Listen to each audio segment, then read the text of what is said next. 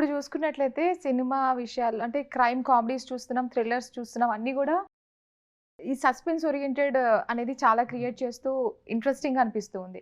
But అంటే ఈ content అనేది ఎలా ఉండబోతుంది కంపారిటివ్‌లీ ఫ్రమ్ సస్పెన్స్ 2 రకాలు ఉంటాయి. హ్మ్. ఏదో జరిగింది, అది ఏం జరిగిందో తెలీదు. తర్వాత రివీల్ అవ్వడం ఒక కైండ్ ఆఫ్ సస్పెన్స్. ఇది అలా కాదు. మొత్తం కళ్ళ ముందు జరుగుతుంటుంది. నెక్స్ట్ ఏం జరుగుతుందో అర్థం కాదు. ఓకే. సో అంటే వాటితో అలా కాకుండా ఏంటంటే మొత్తం అంతా ముందే జరుగుతుంటుంది. బట్ నెక్స్ట్ ఏం జరుగుతుందో అర్థం కాదు. So it's that kind of suspense అన్నమాట. ఓకే. అంటే ఇది ఆడియన్స్‌కి పెద్ద సస్పెన్స్ క్రియేట్ చేసినట్టు అనిపిస్తుంది. We tried our best. అంటే ఓకే. నెక్స్ట్ ఏం జరుగుతుంది అని వాళ్ళని ఆలోచించనివ్వకుండా నవ్వించడం ఎక్కువ ఫోకస్ పెట్టానండి. సస్పెన్స్ ఉంటూనే హ్మ్.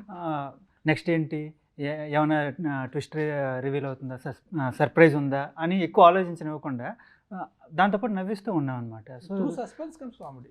నవ్వుతూ ఉండడం వల్ల ఏంటంటే ప్రతిదీ ఇంపాక్ట్ ఎక్కువ అనిపిస్తుంది.